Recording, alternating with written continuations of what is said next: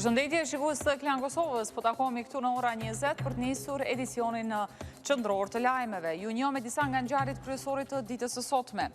Qeveria e Kosovës ka paralajmëruar se në mbledhjen e nesërme do të riprocedojë për në kuvend amandamentet kushtetuese që i hapin rrugë krijimit të gjykatës speciale.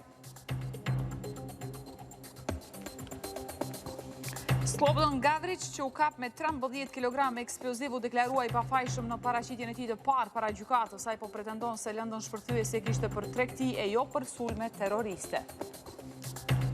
Krahasimi i subvencionimit në mes të bujqve të Skenderaj dhe atyre të Raovecit nxiti debat ashpër në kuvendin e Kosovës, aty u përplasën nga Nimete Musliu e Donika Kada Bujupi.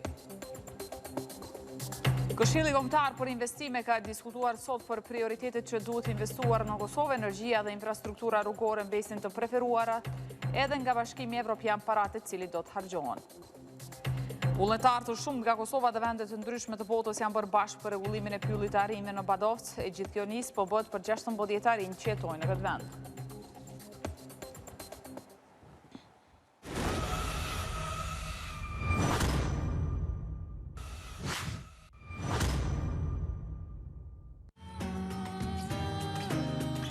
Shkova ka shkova, Princin e shijova, Princ Kafe, paketim me edicion special. Slobodan Gavrić u kap në Prishtinë me 13 kg eksploziv, por në paraqitjen e tij të parë para gjykatës tha se ndihet i pafajshëm. Ai tha se nuk kishte planifikuar sulme terroriste siç pretendon prokuroria, por e kishte për tregti. U ndalua qysh në dhjetor të vitit të kaluar, por Slobodan Gavrić tek të njëjtën u ul në ulsën e të akuzuarit. Ai pas 7 muajsh para burgim, për herë të parë dëgjoi akuzat e prokurorisë që e ngarkojnë atë për veprën penale përgatitje e sulmeve terroriste në Kosovë. Por rreth këtyre pretendimeve të prokurores Drita Hajdari, Gavrić u deklarua i pafajshëm. Edhe mbrojtja e këtij të fundit tha se klienti i tij, 13 kg eksploziv, po i barte për qëllime të tjera. Na mendojmë që s'është vepra penale terrorizëm. Është vetëm tregtia pa e lejueshme me material që nuk lejueshëm për tregti. Sipas Jokanovicit, veterinari serb kishte planuar ta tregtoi këtë mas eksplozivi për shkak të kushteve të rënda ekonomike, por që më pas, sipas avokatit të tij, Gavrić ishte vënë në gras nga persona të tjerë. Dikush prej kriminale ju ka dhënë sa të shko me këto në Prishtinë. Kime morë 5.000 evra, s'ki e mo lidh me atë material. 2 njerë ka orë në Prishtinë, o 5 ka orë askush me morë qëtë material që shë kanë thonaj, 3 njerë kërë ka orë, dikush e ka lemru polici Kosove. Pretendimet të tyre mbrojtja dhe prokuroria mund t'i paraqesin prap në seancën e radhës, e cila do të mbahet me 21 shtator të këtij viti. Ndryshe, Slobodan Gavrić ishte ndaluar nga policia e Kosovës me 25 dhjetor të 2014-s, pasi në veturën e tij Renault Clio me cilën po kalonte afër ambasadës amerikane në Prishtinë, ishin gjetur rreth 13 kg eksploziv. Ambasadori i ri amerikan në Prishtinë, Gregory Delloway, ka kërkuar nga liderët e Kosovës që sa më parë ta themelojnë gjykatën speciale. Ky diplomat që pritet të nisë detyrën e tij në Kosovë në muajin gusht preson se legjislacioni që ka të bëjë me themelimin e gjykatës speciale do të kalojë në kuvend në mënyrë që të sjellin drejtësi për ata që vuajtën nga duart atyre që u përfshin në krim.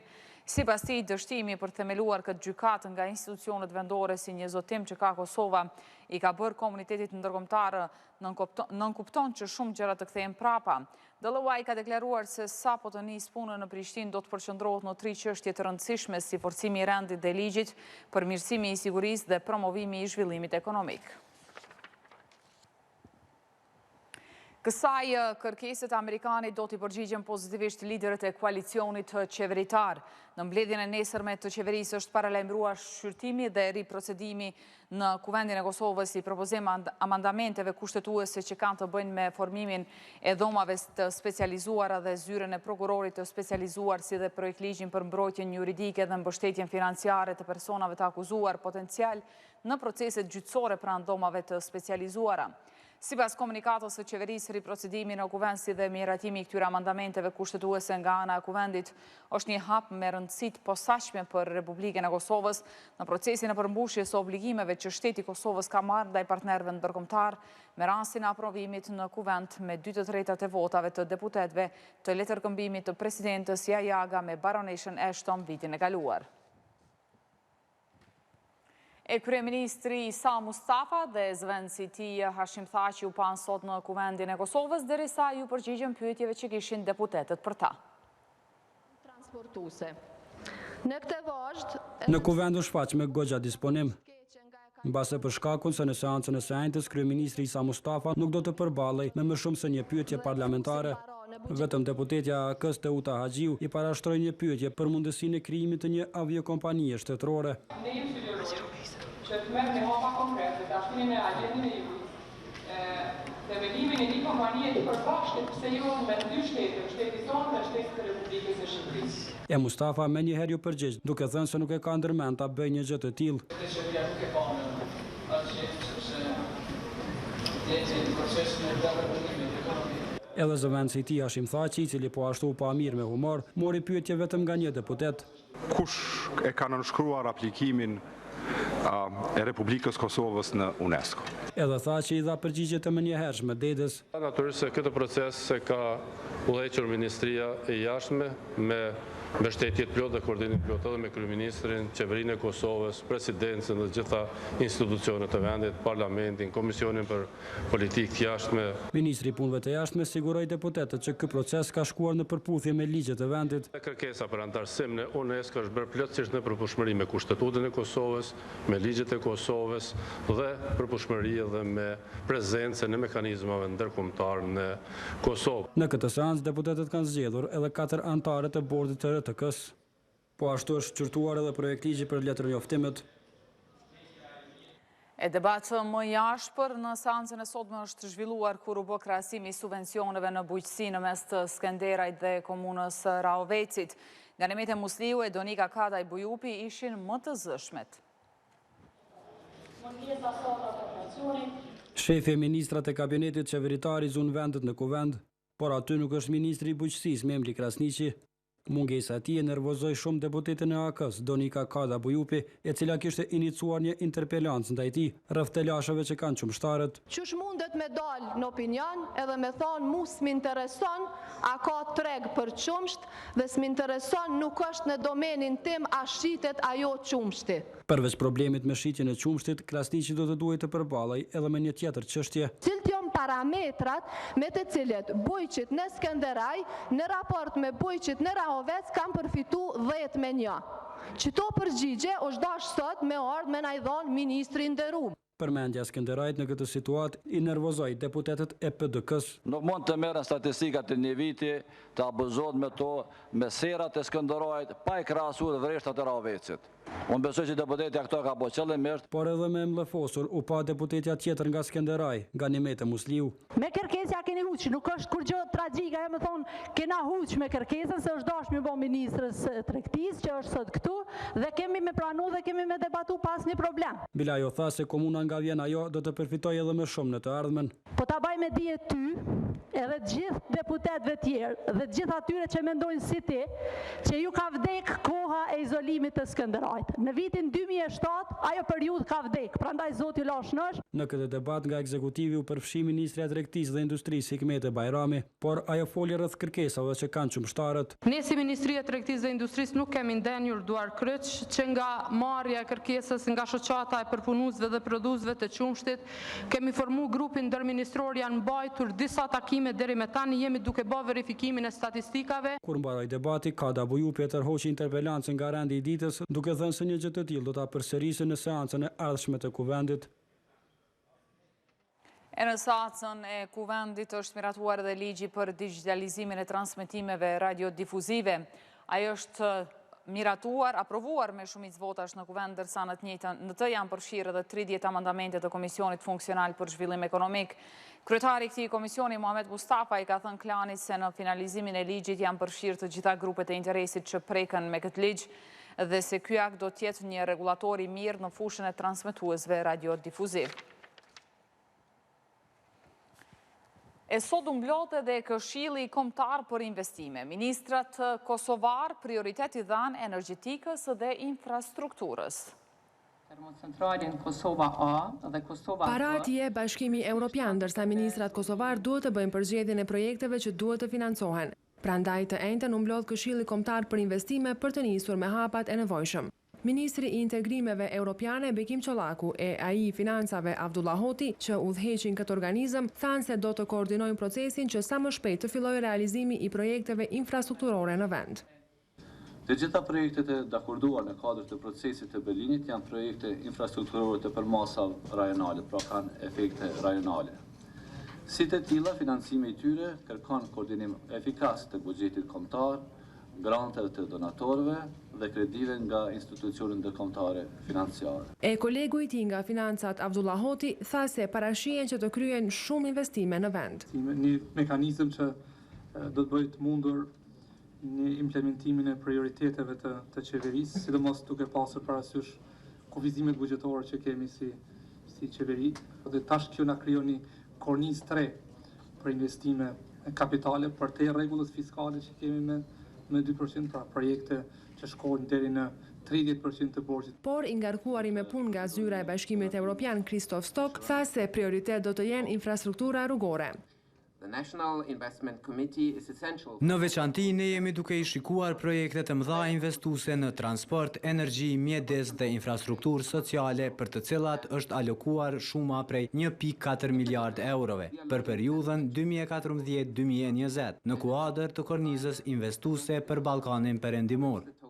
E në takimin e parë, Këshilli miratoi financimin e fazës së parë të rehabilitimit të linjës hekurudhore 10. Ky është hapi i parë në realizimin e projekteve që rrjedhin si pasojë e dakordimit Western Balkan 6, ku vendet e Ballkanit Perëndimor ishin pajtuar për themelimin e komiteteve kombëtare për investime, obligim ky që buron nga procesi i Berlinit, e ku vitin e kaluar në udhëheqjen e kancelares Merkel u organizua takimi i parë i liderëve rajonal. Fondi Monetar Ndërkombëtar ka aprovuar Kosovës kredim prej 184 milion eurosh. Me këto para të këtij programi të FMN-s parashikohet një numër reformash strukturore që sipas zyrtarëve të fondit janë të domosdoshme për ta drejtuar Kosovën nga një model që mbështetet tek remitencat drejt një sistemi që udhëhiqet nga prodhimi dhe tregtia.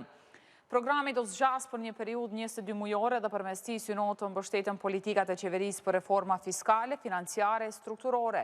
Me këto reforma, ekzekutivi synon të ndikojë në forcimin e pozitës fiskale të vendit dhe njëherët do të krijojë parakushte për rritje më të shpejtë dhe më të qëndrueshme të ekonomisë Kosovës. E në fushën e diplomacisë, Kosovën po e ndihmon Shqipëria. Në takimin që ministri i jashtëm shqiptar Ditmir Bushati pati me homologën e tij nga Sarajeva Igor Crnadak, u kërkua nga ky i fundit që Bosnia e Hercegovina ta njohë pavarësinë e Kosovës. Bushati po ashtu i kërkoi kolegut të tij të mbështesë antarësimin e Kosovës në nismat rajonale të A5-s dhe në nisma të tjera. Në këmbim për këtë mbështetje, Bushati premtoi për krajën e Bosnia e Hercegovinës për antarësim në NATO. E shefi i seksionit të operacioneve në NATO, Michel Soll, është pritur sot në Prishtinë nga zëvendësministri i jashtëm Petrit Selimi.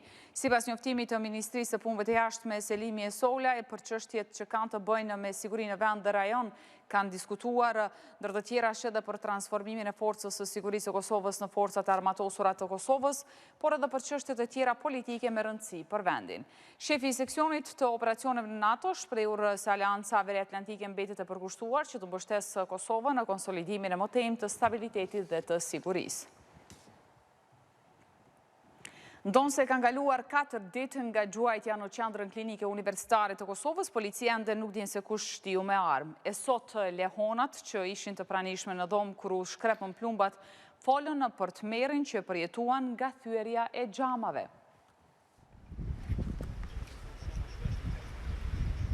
Nga ky park i vogël prapa klinikës ginekologjike u shkrep arma të hënën në mbrëmje. Plumba depërtuan nëpërmjet kësaj dritare në një nga dhomat e repartit ku janë lehonat me foshnjët e porsalindura. Njëra nga pacientët që ishte atë natë në dhomë tregon në ngjarjen që ndodhi rreth orës 21. Ka kërsitë 2 herë altia, edhe ka kërsitë dritaret, edhe u thye dritarja dhe më kanë rrotë copat mi kry, edhe mi dushek, Edhe tani kom dalë për jashtë që kom thirrë motrat. Krisma ti kishte dëgjuar edhe motra kryesore që ishte në ndrim. Qysh e ndëgjum na Krismën, me të drejtën ishin 4-5 Krisma. Ajo prej jashtë erdhë. Mrapa klinikës janë pishat, pastaj ka shtëpi që banojnë njerëzit. Ende nuk dihet se kush ka shtën me armë dhe për çfarë arsye. Mirë po sigurimi i klinikës e policia gjetën gëzhojat. Na kena qenë prezencë policisë edhe kena gjetë gëzhojat. Me ndimin e një dëshmitari që ka qenë ato në këtë kafe në këto, të pisha. A i kish pa dëgju që kanë rënë tokë edhe në ardhë kena gjetë. Sa gëzhoja? 4. Obori kësaj klinike përkatësisht kjo hapësirë shfrytëzohet edhe nga banorët e lagjeve përreth spitalit. Ndërkohë në polici kanë thënë se ende nuk ka të arrestuar lidhur me këtë rast, e as nuk u vërtetua se nga erdhën plumbat saktësisht. Kryetari i Komisionit Qeveritar për Personat e Pagjetur Prenk Xhetaj ka thënë për Klan Kosovën se gërmimet e nisura në mëngjesin e djeshëm për varrezën masive në fshatin në Raniluk të komunës së Kamenicës kanë përfunduar pa rezultate. Ai gjithashtu ka për të ditur se ka gjas që gërmimet të vazhdojnë sërish nëse ka vullnet për të bërë një gjë e tillë. 3 aksidente trafiku ka ndodhur mbrëm pak pas mesnate në 2 rrugë magjistrale të rajonit të Prizrenit, ku kanë mbetur të lënduar 9 persona dhe janë shkatëruar 6 vetura. Sipas një njoftimi të policisë në Prizren, aksidenti i parë ka ndodhur në fshatin Gjinoc, ndërsa 2 të tjerët në Landovis dhe në Korish të Prizrenit. Në raportin policor thuhet se 3 vetura të aksidentuara kanë qenë me targa vendore dhe 3 me targa të huaja. Sipas tyre pothuajse të gjitha aksidentuarit ishin persona që kishin dalë nga restoranet e dasmave dhe kafenet. Pas hetimeve të zhvilluara, njësiti hetimeve të stacionit policor në Kaçanek ka arrestuar 4 persona të dyshuar me vjedhje, për rastin me vjedhje të rëndë të ndodhur 5 ditë më parë në fshatin Dubrav. Dyshohet se derisa familjarët nuk ishin në shtëpi, të dyshuarit kanë hyrë brenda dhe kanë vjedhur stoliari në vlerë prej 10.000 eurosh dhe para të gatshme në vlerë prej 2.000 eurove. Me urdhër të prokurorit, 4 të dyshuarve është shqiptuar masa ndalimit policor prej 48 orëve dhe të njëjtit janë dërguar në qendrën e mbajtjes në Ferizaj. E në Ferizaj ka shpërthyer një zjarr në një lokal me gjëra ushqimore. Lajmin për Klan Kosovën e ka konfirmuar edhe policia në këtë rajon. Sipas organeve të rendit, ende nuk dihen shkaqet e këtij zjarri, derisa në vendin e ngjarjes kanë dalë zjarrfikësit, ekipet e kecit dhe policia, të cilët janë duke hetuar rastin.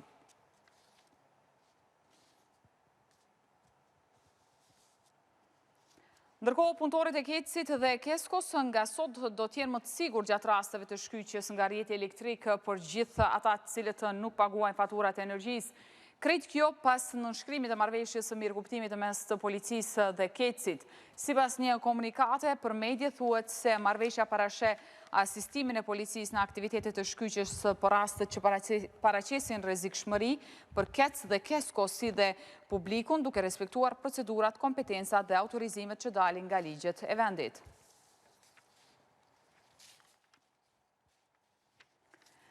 Zjarri shpërtheu edhe në një kamionet afër hotelit Grand në Prishtinë, flakët që përfshin automjetin derisa punëtorët po punonin në katin përdes të hotelit. Nuk raportohet për të lënduar, ndërkaq nuk ishte i nevojshëm as intervenimi i zjarrfikësve që dolën në vendin e ngjarjes.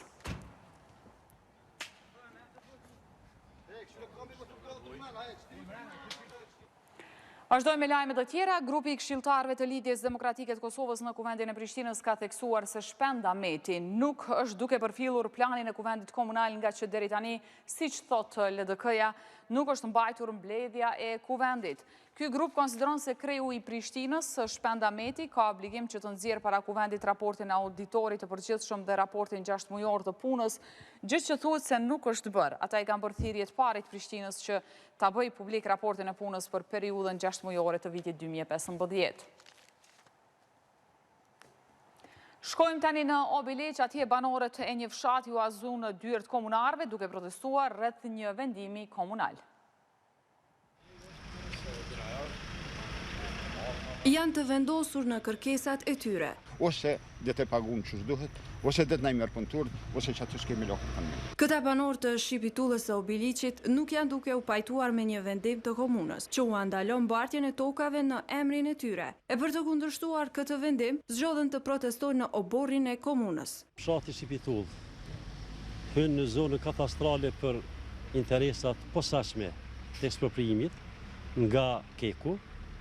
Neve na është mohue e drejta elementare e bartjes pronës nga data 23/04/2015 dhe kemi ngel në gjysmë të rrugës për vazhdimin e procedurës së ekspropriimit. Këta thonë se është pikërisht komuna ajo e cila krijon telashe për pronarët e tokave. Ajo pala që na e ka shit të shembull tokat, është e gatshme marrë te noteri për me na i përkthyejnë tokat. Edhe pranon çdo herë, çdo kohë pranon. Vetëm me leju komuna. Vetëm komuna nuk e lejon ato. Megjithatë, nënkryetari i komunës së Obiliqit, Nusret Kelmendi, tha se tashmë janë duke bërë përpjekje për gjetjen e një zgjidhjeje. Ne si komunë kemi bërë një kërkesë me Ministrinë e Ambientit dhe Planifikimit hapësinor për kasish në zyrën ligjore, që të na jepet një sqarim se si mund të vazhdojmë me bartjen e pronave të atyre qytetarë. E nëpërmjet telefonit, drejtori i shpronësimit në Ministrinë e Ambientit, Selvet Spahiu, i dha Klanit se ministria e ka marrë tashmë kërkesën nga komuna e Obiliqit. Ai shtoi se çështja është duke u shqyrtuar së bashku me Agjencinë Kadastrale të Kosovës e zyrën ligjore dhe në një kohë shumë të shkurtër do marrin një vendim për këtë rast.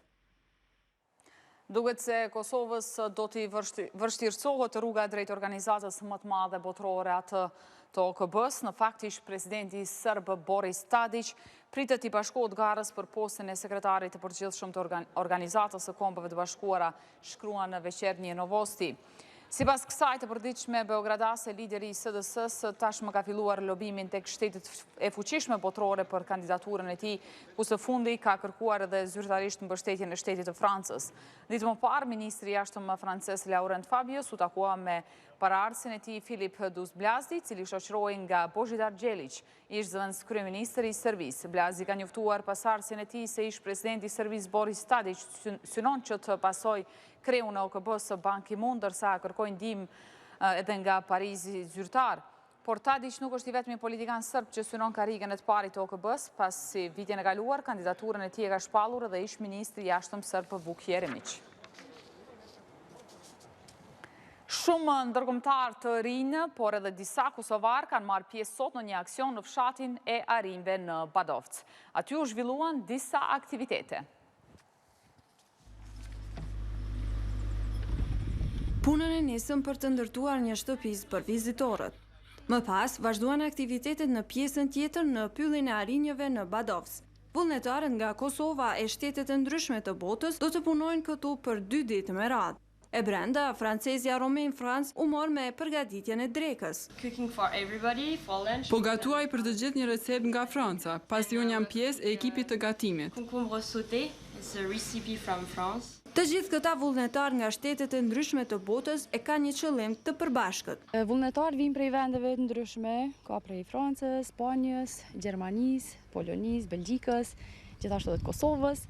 Edhe këta janë të bëpun vullnetare për 2 javë, edhe gjatë tyre 2 javëve punojnë edhe punë përditshme strehimorës, ju ndihmojnë kujdestarëve të parkut, për rreth ushtimit të arive, krijimit lojrave të reja për ari. Për t'u lehtësuar jetën e 16 arinjeve në këtë pyll, punoi edhe katalunasi Roger Ricard. Po ndihmojmë çka po mundemi. Kemi rregulluar një rrugë atje lart dhe krejt në mënyrë vullnetare kemi pastruar rrethin e liçenit të Badovcit. Por ka edhe shumë aktivitete të tjera që po bëjmë vazhdimisht. Në mesin e të rinjëve është edhe serbja Helena Puçke. Ne punojmë 5 deri 6 orë në ditë. Jetojmë bashkë edhe pse jemi nga Kosova, Serbia e Bosnja. E ky kam tregon që ne mund të jetojmë bashkë larg nga interneti, televizori e gjithsesi larg nga politika. Vullnetarët thanë se aktivitetet të tilla duhet të ketë sa më shpesh, ndërsa apeluan për kujdes sa më të madh për të ruajtur kafshët të cilat janë në rrezik për zhdukje. Organizata jo qeveritare ecë më ndryshe vlerëson se qeveria komunale e Prizrenit ka të lashe serioze saj përket vendosjes së rendit urbanistik. Këto vlerësime ata i bazojnë në gjeturat e zyrës auditorit përgjithshëm në cilin thuhet se një numër i konsiderueshëm i kërkesave të aprovuara pa leje të ndërtimit nuk i kanë plotësuar të gjithë dokumentacionet, ndërkohë ata që janë pajisur me leje nuk i janë përmbajtur kritereve urbanistike. Meq komuna nuk ka ndërmend asgjë deri tani për këtë punë, organizata ecë më ndryshe thret qeverisjen lokale të Prizrenit të respektojë ligjet e ndërtimit për të parandaluar ndërtimet pa leje dhe mbi ndërtimet.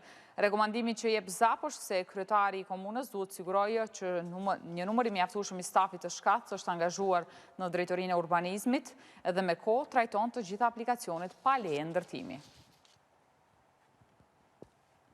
Lajmët nga bota e nisim me procesin gjyqësor karshi policit Ray Tensing që komo par vrau Samuel Dubuz në Ohio të Amerikës. Pamjet e reja tregojnë se polici nuk e ka treguar të vërtetën karshi vrasjes së 43 vjeçarit me ngjyrë. Okay, I'm gonna ask you again. Do you have your license on? I have license. You can take run my name. Fillimisht duket si një kontroll e zakonshme. I'm asking you a direct question. Do you have your license on? E nuk shkon shumë gjatë dhe situata tensionohet. Nxehja e gjakrave ndërmjet policit Ray Tensing dhe Samuel Dubuz në Ohio të Amerikës përfundoi me vrasjen e këtij të fundit nga ana e oficerit. Shkak i kësaj, polici tash po përballet me akuzën për vrasjen e 43 vjeçarit. Oficeri në deklaratën dhënë autoriteteve e ka arsyetuar veprimin e tij, duke thënë se ai u detyrua të shtie me armë pasi u tërhoq zvarr nga makina e viktimës. Por krejt ndryshe flasin pamjet e kamerës së vendosur në trupin e 23 vjeçarit. Vepra e policit e ka tronditur fort prokurorin e shtetit të Ohajos. Totally unwarranted. It was Totalisht e pajustifikueshme. Është tragjedi që në vitin 2015 dikush të sillet në këtë mënyrë. Është e pakuptim. 2015 that anyone would behave in this manner. Ndërkohë, familjarët dhe miqt e Samuel Dubuz u mblodhen jashtë gjykatës në Cincinnati duke kërkuar ndaljen e forcës së përdorur nga policët ndaj personave me ngjyrë. Pjesët e avionit që u gjetën të mërkurën në juglindje të Oqeanit Indian janë nisur të enjtën për në Francë për analizat që do të zbardhin të vërtetën nëse ato i takojnë Boeingut 777 të kompanisë ajrore Malaysia Airlines. Lajmin e ka bërë të ditur kryeministri i Malezisë Nayib Razak. Sipas tij, raportet fillestare sugjerojnë që mbetjet e fluturakës të gjetura në oqean me gjasi përkasin Boeingut të zhdukur para një viti e gjysmë. Fluturakja me 239 pasagjerë në bord kishte nisur me 8 mars të vitit kaluar prej Kuala Lumpurit për në Pekin, por që u zhduk në mënyrë misterioze. Qeveritarët në Malezi këtë ndodhije patën konsideruar si aksident. E për fundë, sjellim spektaklin që ka shfaqur një ciklist italian. Ai me bicikletën e tij mund të ecë në përvende e që të tjerët zorse mund ta bëjnë këtë. Të 7 ciklistët e nisën rrugtimin. Por njëri prej tyre u nda nga kolegët. Italiani Vittorio Brumoti do të nisë akrobacionet me bicikletën e tij. Shtigjet e tij janë të ndryshme. Bele hyri edhe në zonat ku rrezikon edhe veten e tij. E në raste tjera edhe njerëzit.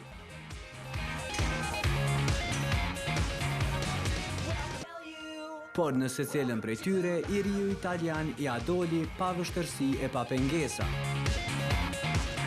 Bele nuk pati të lashe as në ushtrimet aerobike.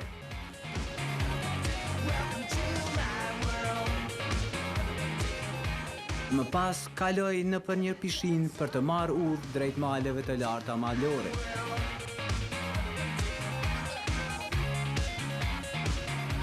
E pasi mbaroi rruga e tij në Bjeshk, ai u lëshua në qytet.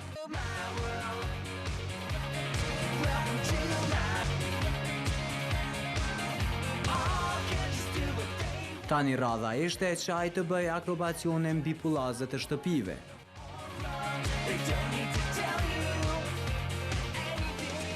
Pas gjithë kësaj aventure, ai arriti të bashkohet me kolegët e tij, me të cilët u nis nga fillimi në qytetin Livingno.